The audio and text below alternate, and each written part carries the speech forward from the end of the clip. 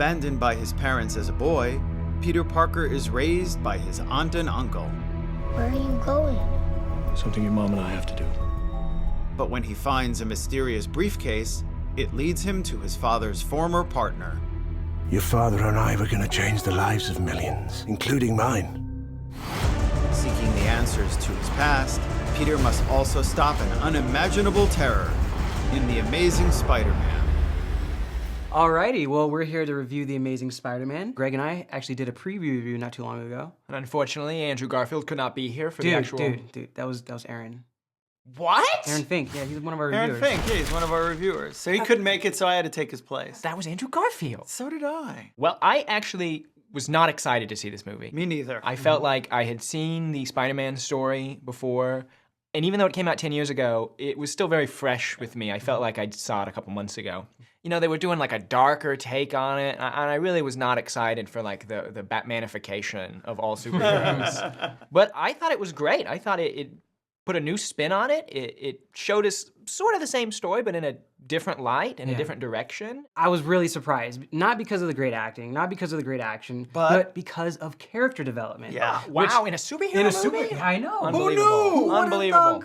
I mean, we have the whole hour, which is pretty much a relationship drama, which is amazing. And again, we have parts where we retread familiar territory, like we have bullying and we have teen angst, but it's done with such depth and with such quality that you really don't care.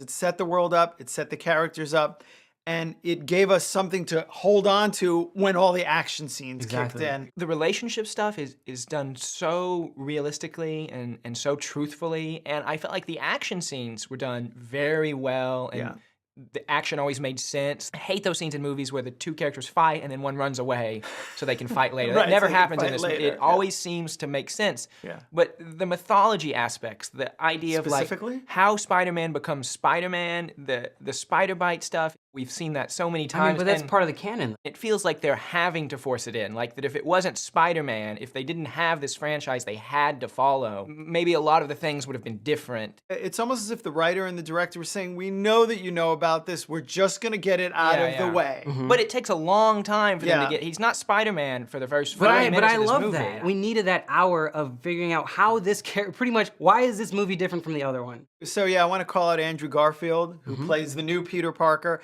And I was very skeptical going in. The dude's 28 years old. And that first scene comes up and I'm looking at the wrinkles on his forehead and going, this is not a senior in high school. But he did such a great job in creating the character of Peter Parker, convincing me that he was this really goofy teenager that wasn't good around girls, that was trying to figure out his way in the world. He sold me. I really enjoyed his character because he was able to play Peter Parker with a lot more levity than Tobey Maguire. He was able to have this quirk to him, that he was funny, yet he was also awkward, yet he was also kind of not really a cool guy. He sticks up for the nerds. He's not scared of bullies, which I think was great. Well, and something I loved about the movie is in the beginning, he is still standing up for people, but he has really no power to do anything. And then once he gets power, he sort of stops standing up for people and sort of starts being kind of a jerk about it. And that's something we never saw with Tobey Maguire.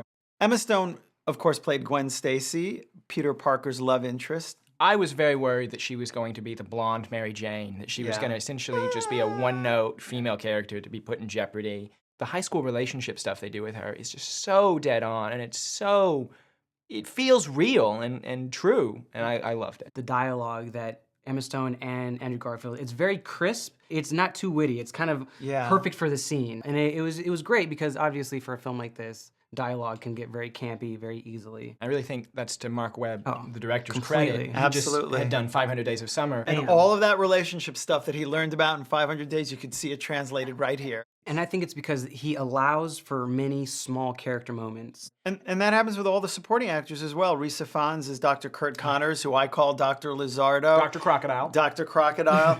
He has the classic bad guy motivation. He starts off as a good guy, he turns to a bad guy, but the one thing he always has is what I'm doing is the right thing. And it's opposite in Desire from Spider-Man's, and that's classic screenwriting tropes. I feel in some ways it's kind of similar to the Dr. Octopus story in Spider-Man 2. He's tormented by voices that command him to do the right thing, which is very clearly the wrong thing. I long to fix myself. I want to create a world without weakness. Anyone care to venture a guess just how? Yes. Stem cells? promising, but the solution I'm thinking of is more radical. And let's also mention Martin Sheen and Sally Field. Oh, Martin Sheen was great. We could have watched a scene of Martin Sheen and Sally Field like go grocery shopping. And Right. it would have just been so compelling. Yeah. And you really felt like they were an old married couple. They had this Yeah. real lived-in feel to them as Uncle Ben and Aunt May that was very convincing, and that they really loved Peter, and he was their son. What I love so much about the action in this movie was that I felt that the characters fought in a way that their characters would fight. I loved that he would come home at the end of the day, and his Aunt May would look at him and go, "What happened to Yeah. you? You look like you got the crap kicked out of you." And that's in comparison to another, superhero movie that just came out, The Avengers, where obviously every character seemed like they actually couldn't get hurt. Right. Whereas in this one, Yeah. the action was just as big, but I felt that Spider-Man, could actually get hurt. The other people around him could actually get hurt. And he did get hurt. did I mean, get hurt he quite had a bit. he has spider powers, but they don't still a make human, him yeah, right. yeah. They don't make him invincible. He's Invincible, still yeah. human. The Amazing Spider-Man starts off a little slow, but it uses that time to develop characters, and once things swing into action, it's a great movie. See it. I was really surprised at this Spider-Man. Wonderful character development, great emotional resonance. I give it a see it. The most unexpected comic book movie of the summer. Really great dialogue, great action, great story, great acting. See it. Cheers. Cheers. Donald Glover.